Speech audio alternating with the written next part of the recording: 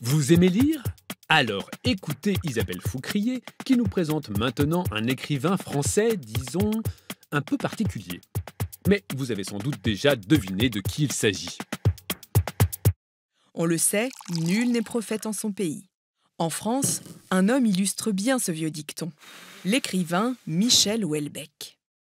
Évidemment, ici, tout le monde le connaît, ne serait-ce que parce que son nom d'origine normande sonne bien.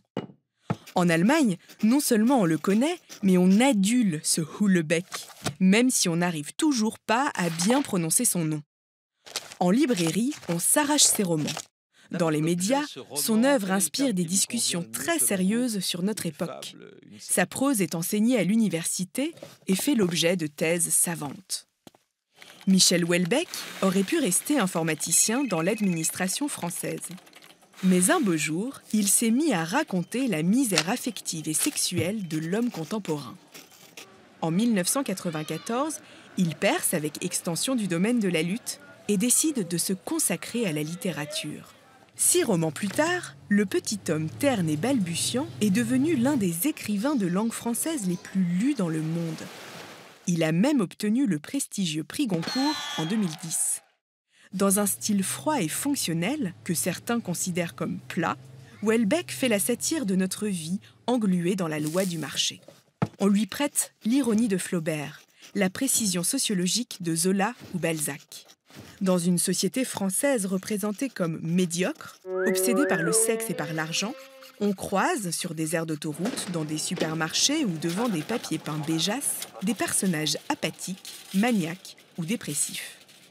Tout cela, pour les Allemands, constitue l'œuvre d'un des intellectuels majeurs de notre temps.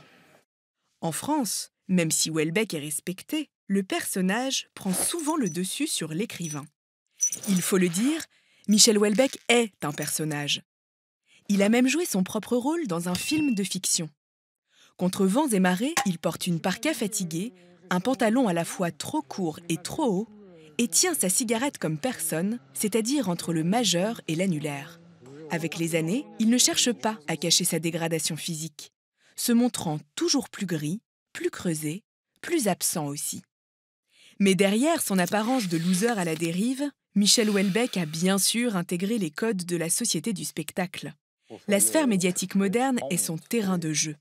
Sur les plateaux télé, aux heures de grande audience, Michel Houellebecq peut aussi bien défendre un roman, réciter de la poésie, chanter une chanson ou commenter l'actualité. Le résultat est quand même désespérant, quoi. L'écrivain aborde sans complexe le tourisme sexuel, Hitler, Staline, et j'en passe. En Allemagne, on admire sa façon de pointer avec humour les peurs de notre époque. En France, on lui reproche de chercher le scandale.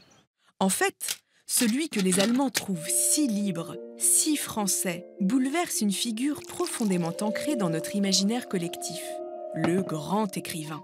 Dans l'esprit d'un Français, le grand écrivain s'empare du destin de la nation. Il a quelque chose d'universaliste, d'engagé, d'héroïque. Spontanément, le Français pense à Marguerite Duras, à Albert Camus, éventuellement à un homme chic et ténébreux qui traîne à Saint-Germain-des-Prés. Mais pas à un homme édenté faisant l'apologie de la prostitution. Le 7 janvier 2015, une coïncidence de l'histoire achève de le rendre suspect. Ce jour-là paraît son roman « Soumission », dans lequel l'écrivain imagine l'islamisation du pays après la victoire d'un président musulman en 2022. Ce jour-là également, 2 hommes cagoulés déciment au nom de l'islam la rédaction de Charlie Hebdo. Michel Houellebecq faisait justement la une de l'hebdomadaire. Dans une France à vif, il devient un oiseau de malheur. Beaucoup lisent son roman non pas comme une fiction, mais comme un brûlot xénophobe. Michel Houellebecq, quant à lui, interrompt la promotion du livre et disparaît. En Allemagne, comme d'habitude, Soumission a suscité le respect des plus grands critiques. Et en France, comme d'habitude, on attend son prochain livre dans un mélange d'excitation et de crainte.